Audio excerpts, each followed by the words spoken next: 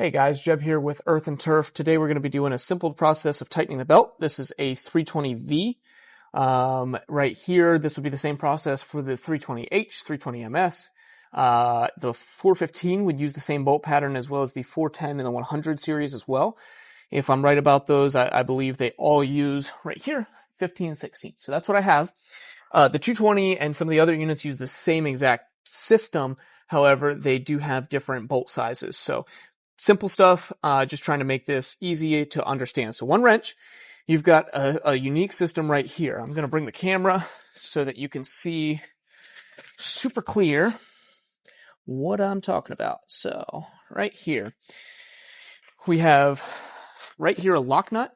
We have the bolt that actually runs to the actual bearing right here. This is the roller that has the belt.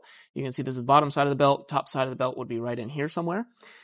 And then you have a nut that's welded into the frame right here. So it's a very simple system. Again, 15/16. You're going to take this in, and then you're going to loosen this lock nut. And look what I'm doing. I'm going the wrong way.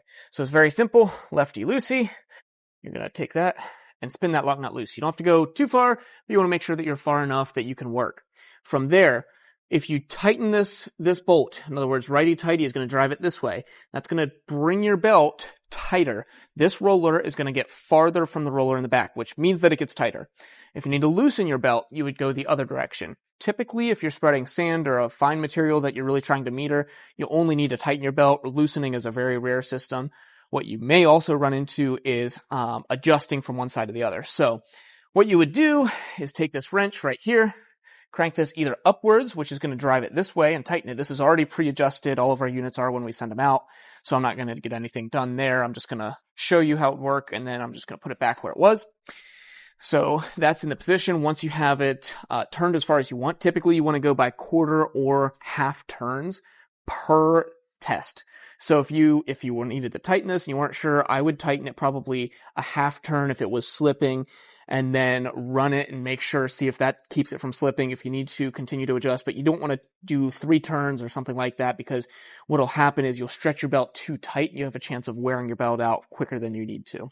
From there, I'm going to actually spin that by fingers, nice and tight, put the wrench on, and crank that just to make sure that nothing can get loose here. So it's set, locked in place, and that's all you need to do from there.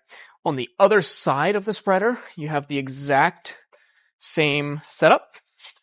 Now, your rules still apply, so I'm going to straighten things out there. This is sort of set on an angle, and that's because it's tongue down, it's not hitched to anything.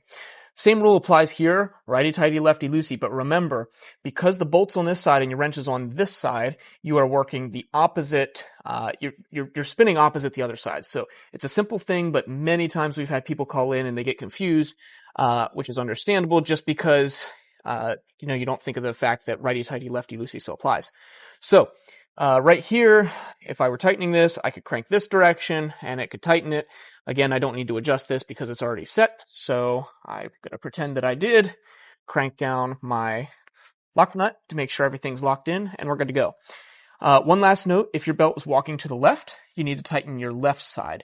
And if I'm looking towards the front of the machine right here, so if I'm supposed to go this way and the belt's walking this way, I need to bring that side tight so that it's square. Same thing applies if it's walking to the right. What you need to do is just tighten that right side up so that it's square. Very simple things. Again, just make sure your adjustments are very precise and small before you go out and test it. You don't want to crank on it and then go out and then it walks drastically to the other side, or even if you adjust it incorrectly and it still goes to that side. You want to make sure that there's no drastic changes that are going to ruin your belt. So slow and steady wins the race right here. One last thing to address. I've had a lot of people measure the distance right here and try to match it to the other side.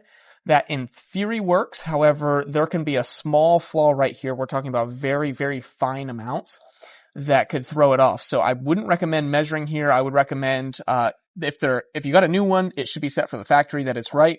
If you have an older one that you're working on, I would see what's going on, which way it's walking, or if you just need to tighten it, just turn the same amount of turns on this side as you will on that side. Small adjustments are key to making sure that it's precise and how it needs to be. Thanks for watching. Hope that was helpful.